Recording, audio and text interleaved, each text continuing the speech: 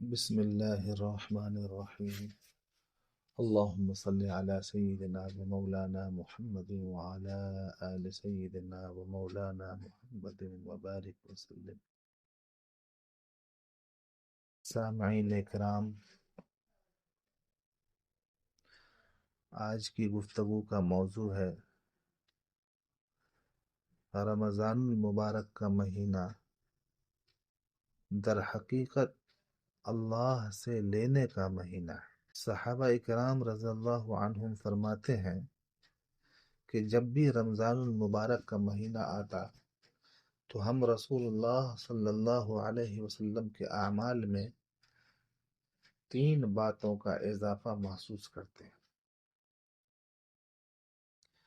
Number 1، آپ صلی اللہ علیہ وسلم عبادات میں بہت زیادہ کوشش اور جستجو فرمایا کرتے تھے اور اپنی جان کو کھپاتے تھے۔ نمبر 2، اللہ رب العزت کے راستے میں خوب خرچ فرمایا کرتے تھے، اپنے ہاتھوں کو بہت کھول دیتے تھے، یعنی بہت کھلے دل کے ساتھ صدقہ و خیرات فرمایا کرتے تھے۔ نمبر 3، آپ مناجات میں بہت گریہ و زاری فرمایا کرتے تھے۔ ان 3 باتوں میں رمضان المبارک کے اندر تبدیلی معلوم ہوا کرتی تھی۔ عبادت میں جستجو زیادہ کرنا، اللہ رب العزت کے راستہ میں زیادہ خرچ کرنا اور دعاؤں کے اندر گریہ و زاری کرنا۔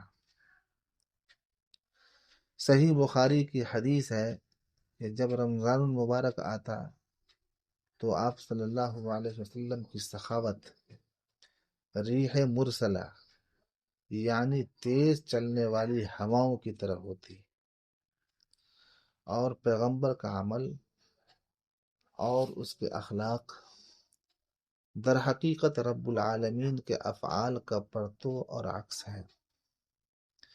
اس سے معلوم ہوا کہ رمضان میں حق تعالیٰ کی بے پناہ عنایتیں مخلوق کی طرف متوجہ ہوتی ہیں۔ احادیث سے معلوم ہوتا ہے کہ رمضان المبارک کا مہینہ لینے اور مانگنے کا مہینہ ہے، مگر شرط یہ ہے کہ ہم جزم و یقین اور اعتقاد کے ساتھ اللہ جل شانہ کے سامنے اپنی مانگ پیش کریں۔ رمضان المبارک میں خاص طور سے یہ امید رکھنی چاہیے کہ ہم اللہ تعالیٰ سے جو مانگیں گے حق تعالیٰ عطا فرمائیں گے۔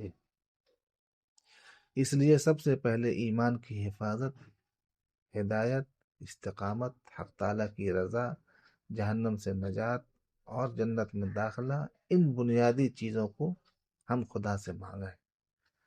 اس کے بعد حلال روزی، صحت، آبرو، عافیت، سکون و طمانینت اور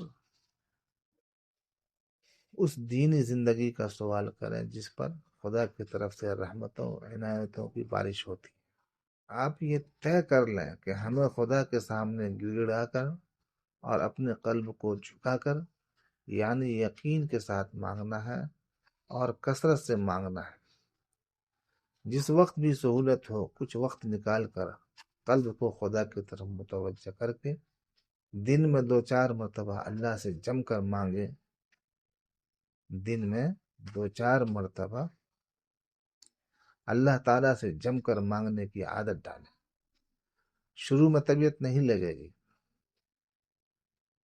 عادت پڑ جانے کے بعد نفس ہاتھ بھی روکے گا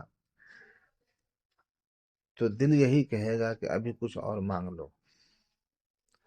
خلاصہ یہ ہے کہ رمضان المبارک میں غیر ضروری تعلقات ختم کر کے اور دنیاوی ملازمتوں اور مصروفیات کو کم کر کے، دنیاوی کاموں کو کم کر کے زیادہ سے زیادہ اسلامی اور دینی زندگی اختیار کریں اور اس ماہ کی دل و جان سے قدر کریں۔